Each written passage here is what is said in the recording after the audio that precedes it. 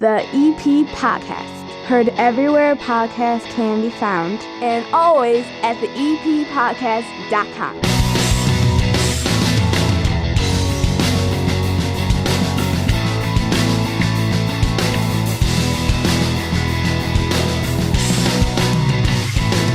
What is with this weather? 70s in February, even though it's going to drop like 50 degrees overnight on Tuesday going into Wednesday, but then it's going to come back up from 20 degrees overnight and get warm throughout the week again. And that's not even the craziest thing happening in Evergreen Park. The Evergreen Park Mustang basketball team just won its first regional championship since the 1973-74 season. Congrats to the 22-10 Evergreen Park Mustangs led by head coach James Sexton, who was down here at this 9-foot homemade oak bar just a couple of weeks ago before the tournament started. And they're going to face Thornton at Thornton, 150th and Broadway in Harvey, Tuesday night, 7 p.m. If they can knock off the number one seed in the section, there's a possibility they will face off against Brother Rice, which resides right up the street on the edge of the EP. That would happen on Friday night, but they got to get past Thornton. Good luck to the Mustangs and congrats on what they've accomplished so far. This episode of the EP Podcast brought to you by the First National Bank of Evergreen Park. They love this area as much as you do, and their total access checking account is there for you. Wherever you go, whatever ATM you use, whatever the fee is on that ATM, don't worry about it. They're going to put the money back in. That way, the ATM is free. Free ATMs nationwide, plus a $300 bonus with qualifying activities when you open up that checking account. Pair that up with the mobile banking tools and award-winning customer service, and switching to a true community bank has never been easier. Stop in and see them today in that big iconic building right there on the corner of 95th and Pulaski, the First National Bank of Evergreen Park, member FDIC. Sitting down here at the 9-foot homemade oak bar, we have a new guest that I think everybody kind of wants to meet if they haven't met her already around Evergreen Park. We have a brand new village clerk, and Kelly Duffy is joining us. How are you? I'm good. Thanks for having me, Chris. Oh, thanks for coming over. I heard that you're like not even the first person in your family that's been down here, which I thought was a riot. And I was like, really? And you just started rattling off names. Yes. My son's been down here with the Magicals at the high school a few years back, and my husband's on here for the high school scholarship board, I think last season. That makes sense. I think I remember that too. Yeah. So I guess my daughter and I, maybe I should FaceTime her in so we're not left out. But we'll get the whole Duffy family in here at some point. That's right. Are you related to the Duffys of Evergreen, like that the park is named after? Nope, not at all. Yeah, because you're going to run into it because people, I mean, like, look, I always make this joke. Like, I'll be around Norm Anderson because I play in the same softball league as him, or I've said it to Mark Marzullo because we go to the same church. And I'll sit there and I say, there's like the 5 families of Evergreen Park. That's one of those names. So I think when people see we have a new village clerk with the last name of Duffy, they immediately go, must be that group. Right. No, we are transplants here. So we've been here almost 20 years, but no relation to the, community center Duffys, or we even have a police officer, retired Duffy.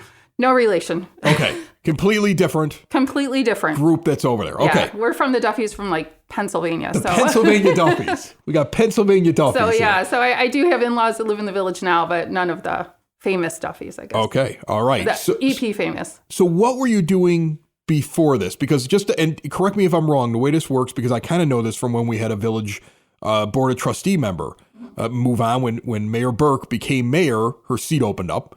And so they appoint somebody into the spot. So I'm assuming Kathy Aparo leaves after all these years. It's like, okay, we need a village clerk. And they bring somebody in and they appoint them because they feel you have the experience that's needed for it. So what were you doing before this? So previous to this, even earlier this afternoon, I was a payroll administrator for the village. Okay. So I was doing payroll, but I've worked for the village for just over 5 years, I think 5.5 years. So previous to this, I was payroll administrator. Prior to that, I worked in admin as a front counter clerk, so processing, birth certificates, things like that. Up at the front dealing with the people. And before that, I was at the Office of Citizen Services working with the senior citizens, as well as the food pantry, farmers market, all those good things for those community events. Because as my husband says, I like to be with the people. I think that's something you need. When we had Mark Marzullo in here, I want to say a month ago, and Kathy had just retired. And I asked him his thoughts about her. And that turned into an answer that included she was the one that when somebody came in and they were upset about something or needed to speak to someone, would just jump into it and have that conversation. And you have to be able to talk to people. Absolutely. And so hearing that that's something you enjoy doing, yes, like that right there's a plus. Yes, that that is definitely, you have to be able to, like people to do this job. But being the clerk is also so much more than that. We're the keeper of the records for the whole village. It's also the village collector. So there's many facets to the job. So I have very big shoes to fill. Kathy was clerk for 24 years and worked with the village for 40. So I don't plan on being here for 40 years because I would be very old at that time. But I'm excited to be here for as long as I'm wanted here. So. That's awesome. Mm-hmm. Very cool. And then the next election, they'll put you on the ballot. That's how that normally works, right? So they had a vacancy. I was appointed, and then I will be, God willing, on the ballot and elected for the 4-year term. Absolutely. Yeah. Awesome. So the big news, and, one, I wanted to welcome you into the new position and put you on the podcast. Your predecessor was on here before. But also the big news is no more vehicle stickers for the village. I saw Tinley do this about a year ago, and then I saw one or two other South Side suburbs start to do away with it.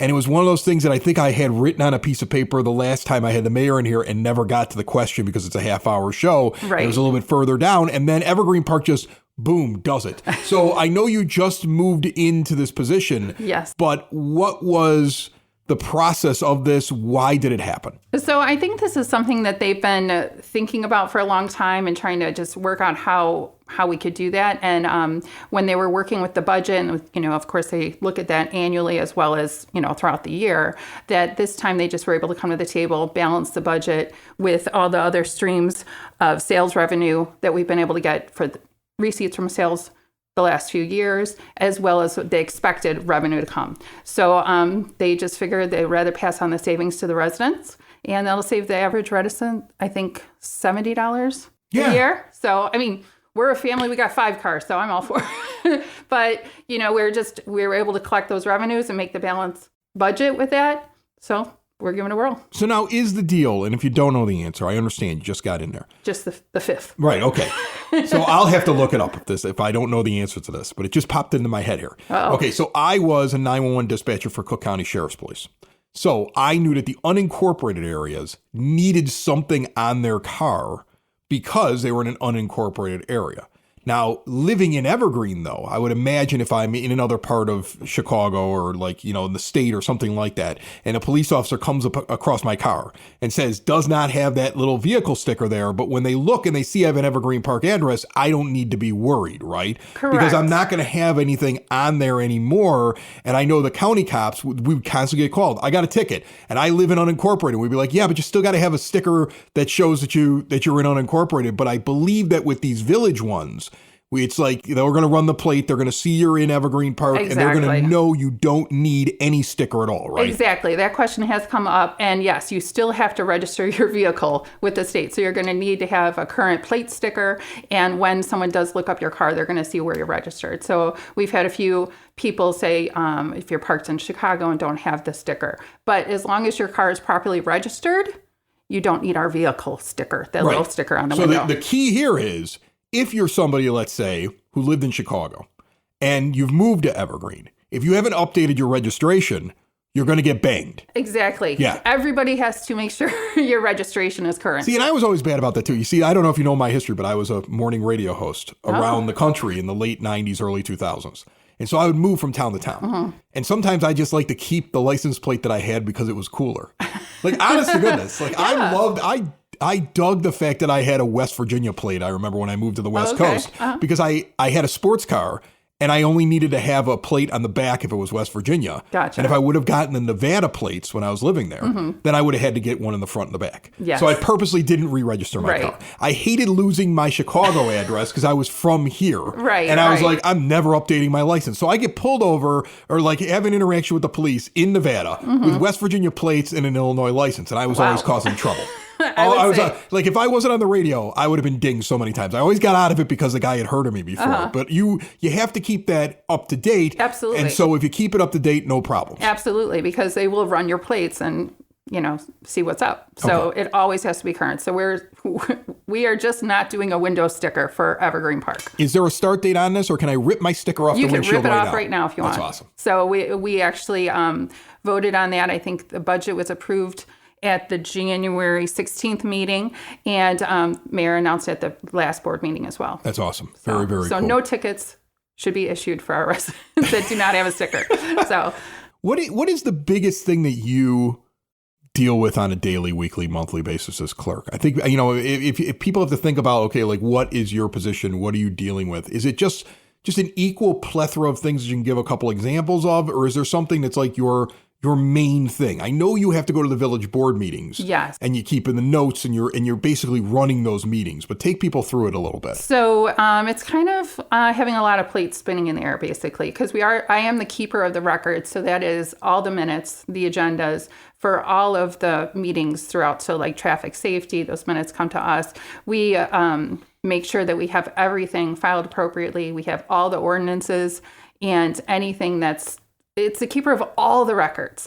And you're keeping those records because you have to file them with the state, you have to file them with the county, or is it just in case somebody asks about them? It's all of the above. Okay. Basically, we have records dated all the way back to, I think, the 1890s. So it is a lot of record keeping. So those are all kept safe and sound for the appropriate amount of time that we need to by law. But on a day-to-day, it's just whatever kind of comes in the door. So as we said, the residents, sometimes they have a concern. Sometimes they want to talk. Maybe it's another employee, whatever the village needs, basically. So, I mean, obviously, I'm the only other full-time elected position other than the mayor. So it seems like you're like the number two. Is it safe to say that? Like there's a president and a vice president, but there's also a mayor and a clerk. Yes. Because I'm not saying it like, in our government, yes. Right. But it feels like that's like, I see her, she's there. I stopped by that office a couple of weeks ago, I want to say. Mm-hmm. And she's in there working during the day. I mean, that's a very active hands-on mayor. Okay.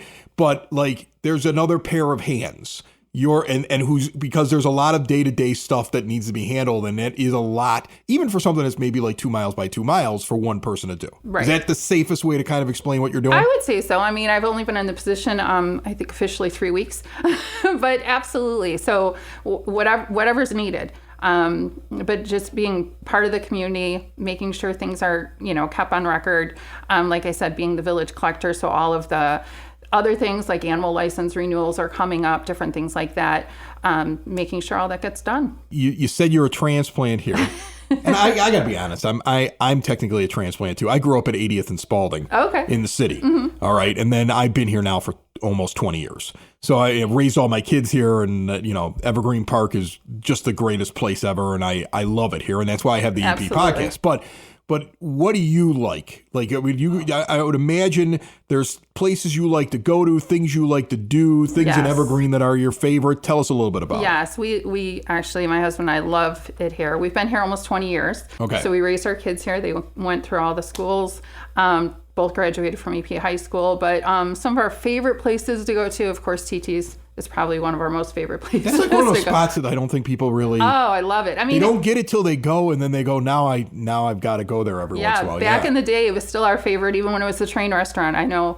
I had my son. The train restaurant, like that. I miss the train restaurant. Absolutely. I love TT's, and I think that it's like the food's good and everything like that. But when that location was a place where you walked in and the train brought out the hot dog for the absolutely. Kids, that was, and we have kids, it sounds like, that are similar ages. That was like the best place to take them in the middle of the day. Absolutely. Yeah. My son was obsessed with trains, so it worked out really well. But we had I think it was kindergarten birthday party. I invited the whole class to the train restaurant. And actually, I just ran into one of the girls that were at that party at Spoken Vine. And I was like, wait a minute, how are you here? I forget my son's now 21. Yeah. And she goes, we remember when you brought us to the train restaurant. So I don't know, maybe it's something about the location, but we love it there. Spoken Vine, as I mentioned, is a new cool place. We like going there. Isn't it a cool spot? Yeah. You gave me the perfect opportunity to give them their plug now because they're on every show. But I mean, Northeast corner, 95th and Kedzie. Yes. A lot of wine. Yes. I mean, like a lot of different kinds. That's what I like about it. Because I've traveled around the world. Mm-hmm. Not enough. I feel like I need to do more traveling here. Mm-hmm. And once we get these kids out of this house, I'll be doing that more. But I've been to Italy. I've been in the Tuscan region. I can find wines that I found when I was out in Italy. They do such a good job of that. I've been to Australia and Barbosa area.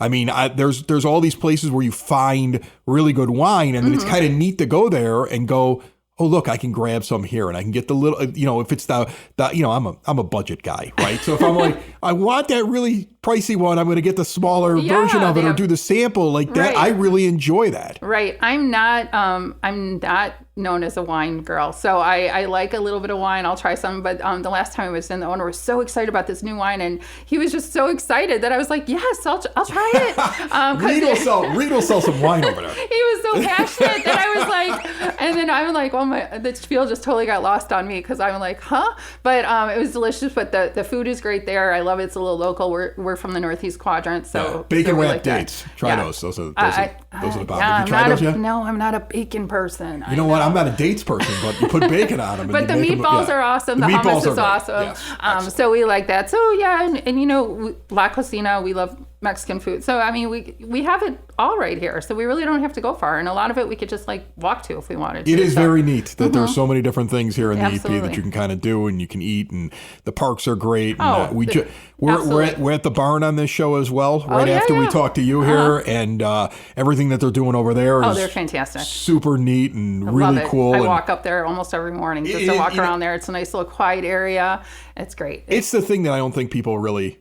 They don't get it. Right. That it's a little hidden. A lot of times they'll call and be like, where's the dog park? We're like, it's by the barn. They're like, you have a barn? And that's the funniest thing. Like the barn, I mean, we're talking, there's multiple pens. There's like, they have an apple orchard. They have beekeeping. They have a community garden. They have I was over there recording the segment that's on this show. And there's like grandparents walking around with their kids, and the place was bustling. And I recorded at like 10 o'clock in the morning, absolutely, on a weekday, and there were like people around the thing, and it's really like one of those things that I think more people should go over and check out. Yes, we love it over there. I mean, it's so relaxing, and when I walk in the morning before work, you hear the roosters and everything else. So it's for real. We got the two Kellys running the village right now. Kelly squared. We got Kelly Square. We got Kelly Burke, your mayor, and then we have Kelly Duffy, who we just met, the village clerk. And congrats on the position. I hope you get to keep it as long as you want it. Yes, me too. Thank you very much. I appreciate that. Building relationships, supporting the community, and service. These are the things that Country Financial stands for. They're more than just an office you may pass by as you drive through Evergreen Park. They're neighbors who lend a helping hand and support the fabric of your community, including charitable organizations, sports, financial education, and civic organizations. And since Country is already your neighbor, they want to get together and chat. Call your local Country Financial representative, Mike Thauer, today at 708-425-1559 to talk about the things that are important to you and how he can help you protect them.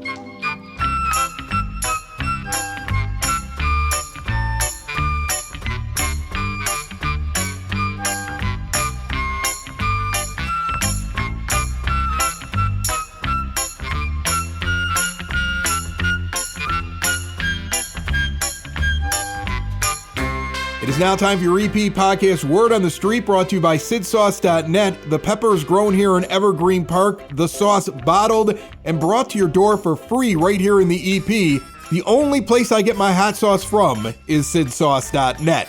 Something to mark on the calendar, Saturday, March 2nd. Mother McCauley High School Fathers and Mothers Club is doing a 21 and over event. It's a comedy night with Mike Toomey of WGN. He'll be joined by 3 local comedians, and your $50 ticket includes a delicious corned beef buffet dinner from Clancy's, as well as chicken and pasta from Baracco's. Cash bar going to be there, split the pot, raffle prizes. Get your ticket, or even better, reserve your table of 8. mothermccauley.org/parents/comedy night.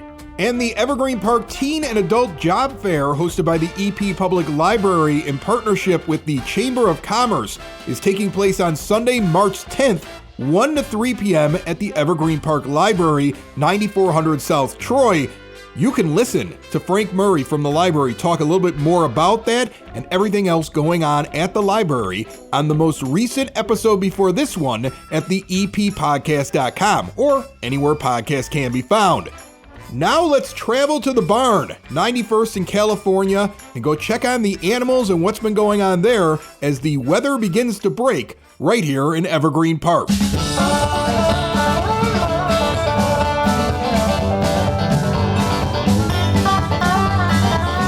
Spring has sprung way too early, and we're at the barn. I'm not complaining. It's weird. It's like I know there's snow coming in April because we're getting good weather this week in Evergreen Park. Mary Kay Nielsen is here, and I'm actually here at her place of employment, the barn here in Evergreen Park. How are you? How could you not resist being out on a beautiful day like this? Do you really want to be at the bar? I mean, I like the bar. Don't get me wrong, but no, I'd rather come here and do my show. This is everything. You know, I come here and visit all the time, and I'll be honest, like there are times where I'm like, oh, I got to lug the camera out. I got to go see somebody else to do the interview. Yeah. You're the one I enjoy the most because I'll be honest with you, like this barn is cooler than most people think that it is. Like you always give me a little tour like I haven't been here before, and I'm always like, okay, I'll go see this again, and because I love it. But you have like this visitor center that's in there that is just the neatest little, like, it looks like a classroom, really. Like, you could probably bring classes in here for field trips and things like that. But, like, if any kid comes by, like, you have little kids today, it's a Monday, and their grandparents are walking around the barn to check out all the animals. You know, it's a free experience in Evergreen Park with all kinds of things for kids to do. And that was one of the things that we just looked at right now. Tell me a little bit about that. Right. So, you know, I mean, my background is an educator, right? Yeah. Librarian as well. And so when we were able to secure the visitor center, I went right out there. I pulled my teaching supplies in. We have got like a bug center for, you know, so it's meant to be nature centers. It's meant to teach you a little bit about the barn and about the area surrounding the barn. We got a horse grooming area because don't you just want to groom a little plastic horse's mane? I saw the big horses getting groomed when I walked Yes, in. you did. Yeah. I mean, everybody wants to put their hand on a horse. So from the birds to the bees to, the insects, everything. We have it all set up. We change it out. We've got puzzles. And that's what I want. I wanted to provide a place where grandparents can come, your stay-at-home moms, your little ones can come in. You can sit with them. You can do it. There's a coloring station. We had Lyons Township High School come out. And we changed up our classroom, our visitor center. We made it for, the Lyons Township High School students. We did a whole apple. They did a grafting exercise and everything in the classroom. So it's meant to be a community space is what I want it to be. I use it for the Aero students who are for ages 14 through 22. We're going to be doing planting this week, our seeding. So it's meant for all these wonderful things. And it's meant for people to come out and enjoy it and experience it. What people don't understand when they drive by it here at 91st in California is how sprawling everything is. You have the barn here, but then you have multiple pastures, multiple pens, because you have to rotate the animals through because they're going to eat the grass. They're animals. Yeah. They're going to make it a mess, and it needs a chance for that area to heal afterwards. Right. And you're doing an awful lot with how much acreage is this right now? So we are only about like a little bit more than 1.5 acres, which we could use more What's space. the normal for 2 horses, some goats, some roosters, a bunch of chickens? For 2 horses, you want to figure an acre for each horse. Okay. And then a little some. Okay. Okay. So that is one of the things that we struggle with because right now we're only using these 2 pastures, and like you said, they use the fence line for their poop area. Can I say poop area? You can say poop. Okay, good. It's a podcast. You can say a lot. It's a podcast. They use the fence line for and so that main area is their eating area. Yeah.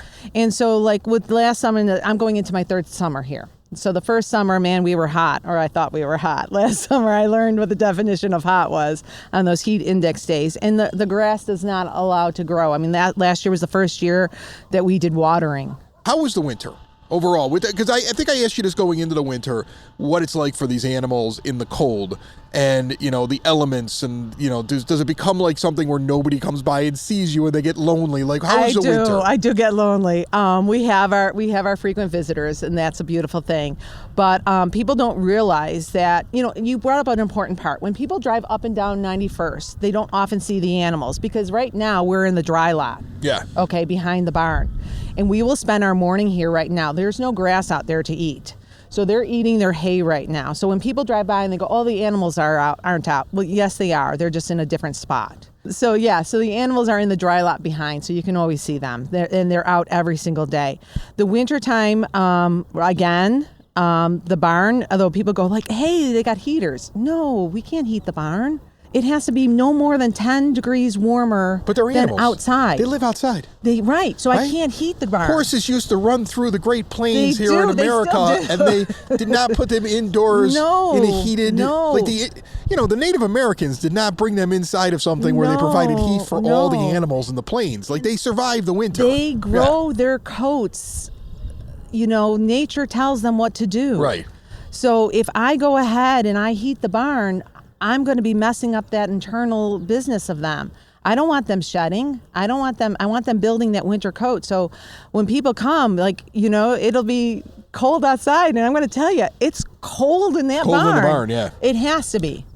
I can't allow them to have the shock of going outside to the cold and then coming into what I consider to be warm and then going back. That's how you make sick animals. Talking about shock over the winter, I hope this doesn't stir up really upsetting things for you, but I did see that one of the horses, the one that's closest to us, right, Turkey, was yes. attacked over the winter by a loose dog, pit bull. Right. And you showed me some pictures that I understand why you haven't made the pictures public, because they're upsetting. I mean, there were chunks taken out of this animal. It's as if he heard me talking about him. He walked over here. Or she. Come on, baby. Yeah, she heard us talking, and then she walked over, and you can actually still see the patch, and it's large. I mean, it's like about this big, if you're watching on the video. That was just a chunk taken out of the side of her, and there was more than one by a loose dog. And this is a dog that didn't have a leash on. I don't know what the owner was thinking. This is a working barn. I mean, seriously, folks, I see this all the time where I live. I don't understand why you think that your dog is like the exception of the rule. Keep the dog on the leash, because you never know when a dog is going to do something a little bit different than what you expect, and that leads to this animal getting hurt. Dogs are animals, and I think what we also have to take into account is everybody else in the world. While you might be comfortable with your dog, and I own dogs, and I'm comfortable with my dogs, people outside are not. Right. And this is a park where people are walking. And so I've seen more than once somebody, or they'll come to me and say, there's a dog out there, and they don't want to walk around the pond.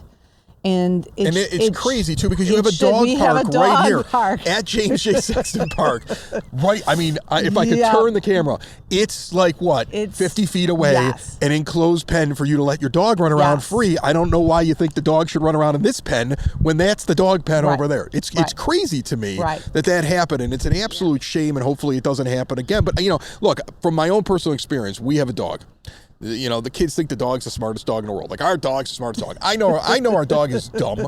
All right, I know he's a dumb dog. I hope your dog he's cute. This podcast. He's cute, but he's dumb. He knows he's dumb. Okay, and that dog, like when we go to the lake cottage, we have a big open area where nobody's going to be around, and that's the only time I let that dog go be free. Right, and it's a highly trained dog. I would never let that dog walk down 99th Street. Like that dog is like small and would never hurt a fly. It's definitely not like the kind of dog you describe, which is like a big muscular dog that's known for like biting. Not that they're all bad, but I mean, but that's the thing. And like, I know better than to let mine walk around without one. I think so. Look, it's beautiful out. It's dog walking season. Put the dog on a leash, because otherwise, think about what could happen here. And what I think people don't understand either is a dog's reaction to a horse's. Like, I don't know what preceded the attack, right? And I don't know what happened at the end. Dog could have gone to play. Horse accidentally moves, bumps dog. Dog thinks it's under attack. Or the bites horse. Horse was running, because a lot of times they'll run through the pasture, and that just so there's no way of knowing what precipitated the attack. But it would work. It would work if you added sniper towers up here. I'm just saying. PETA would be mad at me for saying that. I'm trying to be one with nature here. Anyway, okay. All right. Anyway, but spring has sprung way too early. Again, I'm enjoying it. But I feel like fall, spring. The other shoe is going to drop. Fall, spring. When the blizzard comes in a couple of weeks. Remember this week, okay? Yes. But what are you working on right now? Because 'tis the season for planting and getting everything ready and making, and you, I'm sure you're going to have people showing up here as well. Oh, I love it. What's coming up? But look, I had to write them all I down. know. Well, I'm trying to figure out what I needed to ask you to get to this so list. Excited. Okay. We are part of the Cook County Farm Bureau. Okay. Which I don't think people realize. I didn't even know it existed. There is a Cook County Farm Bureau. It's another beautiful. reason why I have property taxes. So here's the thing, though. They're running a beekeeping class. Right. March 9th and 10th. You can sign up online if I signed up for it because we have bees here. We have bees here. Last time we were here, my little guy, Nick, 8 years old, in the full outfit, you brought him out there with the bees. It's so much fun. So there is a beekeeping course for anybody who's interested in it. I will be attending on the 9th and the 10th. So come out with me and we'll go do it together. Monarchs. Did you realize that the monarch population, you probably didn't know this, the monarch population down in Spain or Mexico is like the lowest that it's ever been? Yeah, and the monarch butterflies, yeah. They migrate down there and we're seeing huge problems with the monarchs now. So the Cook County Farm Bureau is having a Zoom meeting on March 11th and the 14th, which we will be signed up for. Okay. So one is about raising monarchs, which is what I hope to do. We've got milkweed all over here, so I want to start working in the area of conservation. Have you met the butterfly guy? Yes, I have. That lives here in Evergreen Yes. Park, whose name is escaping me. Yes. I'm sorry, but like I've been to I've been to his place. It spills out into the alleyway. It's like there's a billion butterfly. It's crazy. Yeah, I got another guy who rides his bike up here all the time, Tom, and him and I got into a conference, and he does it too in his garage. Yeah. So Evergreen Park, secret butterfly society. People are doing well. We're going to have to find that as well. We're changing the world. Yeah. So the first one is about raising monarchs, and the second Zoom meeting is about conservation. So and which is something I'm very interested in. And what can we do in the way of planting? Because we have a pollinator garden that we put in last year and everything. So what can we do to help out our birds, our bees, our butterflies? This is here at the barn. Are you ready for this? Yes. March 19th. Okay. I need volunteers. Don't look at me. We are doing tree pruning. Okay. I mean, we've got apple trees, right? 33 Which I do enjoy. Apple trees. Yeah. And they need to be pruned, and people don't understand how to do that. And so the University of Illinois, University of Illinois Extension, the Master Gardeners are coming out on March 19th. We need some volunteers if you want to come from 12 to 2. They're going to walk us through how to prune, and we're going to go out and do our apple trees, which I think is so exciting. I can't wait for it. By the way, the apple trees, folks, you actually get to come at the end of the summer and eat the apples. Yes, yes. Yeah. And Mary Kay doesn't charge you, which I think is crazy. I'd be charging you. Mary Kay should be running a side business here. Because seriously, there's more at the barn than most of these places that you're spending money to go to at the border of Indiana. So, what I want is that this is a place where we're all coming as this community and we're all learning. And like I said to you earlier, that proverb about, you can give a man a fish and he'll eat for a day, teach him to fish and he'll eat for a lifetime. We need to get back to those basics and teaching our children about growing and knowing what a ripe tomato feels like versus or tastes like a hothouse tomato. Yeah. All those things, we've grown up with that, but I'm afraid that maybe our little people are not. And so, doing that with our families. Bring them here. Have them learn something. Get them off the video games. And now, are you ready? Yeah, I'm ready. This is going to be, I started with chickens. Okay. I hatched chickens. Right. What are you hatching now? In a library. I am going to be hatching again this year. Okay. So April 16th, I am picking up 24 eggs. And we are going to candle them, and we are going to hatch them here at the barn. What are you going to do with 24 chickens? So here's the good thing. This is are you guys cooking chicken here this summer? Yeah, we are. Get out the sweet baby rays. Even Turkey thought that was funny. From a hatcher to smoker, it's the barn experience in the summer of 2024. I want that as a hashtag, from hatcher to smoker. We are going to, so this is through the 4-H. Okay, so these eggs come from Illinois farmers. So we're going to take them. Not all of them will be fertilized, although I've always had good luck with my eggs. So we're going to hatch them. We're going to keep them for about a week after they hatch because it takes 21 days, and then they go back to the farmers. So we will have them for a brief time here at the barn. But I'm trying to decide whether we're going to keep some of them for Right. our own, or there's a place called Belmont Feed and Seed where you can get just an array of chickens. So when do the kids see these chickens hatch? So- when should they come to check this whole thing out? Check on my Instagram and my Facebook. Okay. Because we will be getting them on the 16th. They'll either be like 3 or 4 days into the process.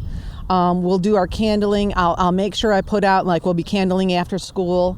I don't know if you know what candling is. No, I'm just rolling with it. Candling is where you take the egg and you can just take your flashlight on your phone and you stick it underneath there and you can see whether or not the egg is fertilized. So you see the development. You see the little baby right. chick. You Yeah. got to see the Get development. The little shadow. Yes, Yeah. you get to Okay. see the veins and all of It's that. an egg ultrasound. It is an egg, so we'll be able to do that. How Okay. exciting is this? That's exciting. It is. Yeah. So, and then we'll those eggs will go, those baby chicks will probably go back to the farm. Whether or not we keep some, I don't know, or whether we buy some in the spring because I like that variety. Yeah. I forgot. I have a dozen eggs for you. That's awesome. It's the only reason I come. I get the fresh eggs from the barn. And they're green and I know. they're I brown love that about and it. dark brown Yes. and white, and they're the variety. They're so, all different colors and they're all the same egg. Yes. So that's what I live for. Okay. I love it. It sounds, look, everything looks great. Yep. I'm excited about a spring, a summer, a fall here at the barn. Oh. All right. I mean, I avoided you in the winter because really, it's cold. Yeah, but we embrace the cold. It's part of our life. All right. Mary Kay Nielsen is here. This place is open every day, right? Every day. Every We day. close at 5. So Okay. we open at 7. From 7 to 10 is our grooming. From 10:30, the barn is open. You're more than welcome to walk through, visit our visitor center, go back and see the chickens. You can always walk around the barn. Right. The paths and everything is open, and we love to see you come out. Awesome. Thanks for having me. Thank you for coming. I appreciate it. It's the EP Podcast. All things Evergreen Park. It's the EP Podcast. Evergreen Park.